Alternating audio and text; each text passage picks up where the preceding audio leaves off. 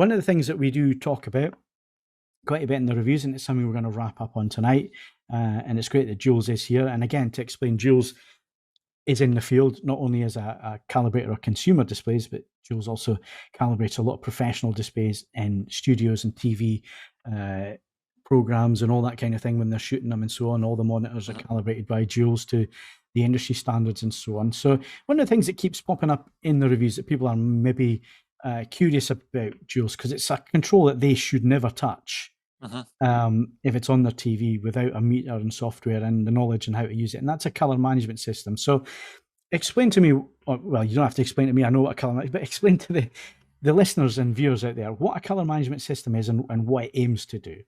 Well, we've been talking in the last few weeks in the calibration slot about what we call the luma part of the signal, which is the black and white, the grayscale. It's getting your canvas correct, getting that white correct, and the gamma going through all those shades of gray.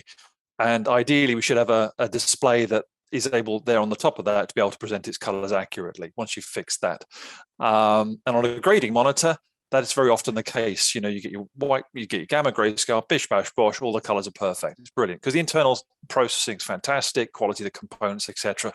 That doesn't always happen on a consumer grade TV. So there's a need to adjust beyond that. And you have a color management system in most TVs nowadays. Historically, it used to be, color and tint. That's all you had. And you had the little funny color glasses to be able to look at, the color and the tint to set with your DVD disc, to set all that kind of stuff. That was really vague and it wasn't particularly accurate. And then thanks to sites like AVForums, pressurizing manufacturers, we started getting color management systems in our televisions. They didn't always work. I remember the Pioneer Kuro didn't work. The CMS didn't work on that one. You couldn't really use it without injecting artifacts into the image. The LG CMS has had some issues for a number of years.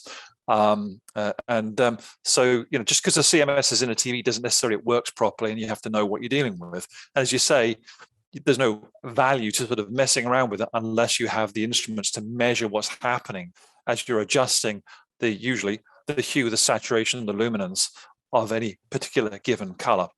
It's not really something you can dial in just by eye. You need the meters, etc. So most TVs nowadays will have this 18-point CMS in there for each of the colors: red, green, blue, cyan, yellow, magenta. Hue, saturation, luminance controls, because color is volumetric, as you've been saying. You can look at these 2D graphs on the reviews, and you get the impression that it's just in, out, and roundabout, the color and the tint. But in fact, there's a third option. We need our 3D displays back again, don't we? So we can actually see the luminance values coming out off the screen. So color is volumetric, and there's a limit to what you can do also with those hue, saturation, luminance, traditional 18-point controls. So there's a push nowadays for 3D LUTs, which are much more all-encompassing, basically can pretty much fix everything with a good 3D LUT.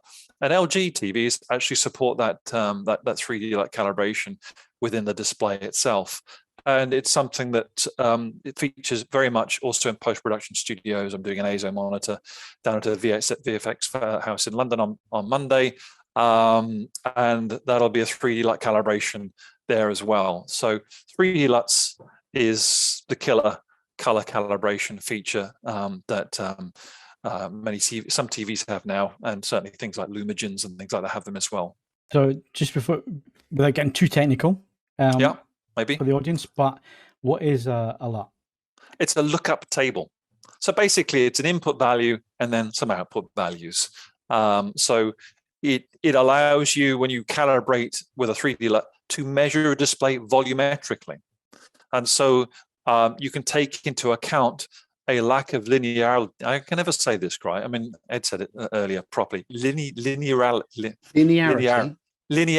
That's the one. Yeah. So basically, displays they're ideally linear, but they're really not. I mean, there's no perfect display, and we can, with the 3D LUT, we can measure points throughout the volume of the color, and we can correct for that in a way that you can't do with a manual CMS control.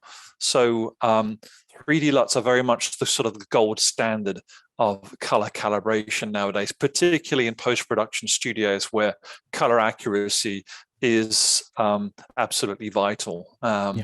So, and of course, we've got manufacturers who are introducing that. Panasonic have used 3D LUTs for a long time in their TVs, their CMS systems. Like you say, LG actually takes it down to the TV level. You can actually wipe the lookup table and create a new one. Through the Calman software. That's one approach that you can use. So it's a technical subject, but thank you, Jules. You have made it a lot easier, a lot simpler for our listeners and viewers this evening.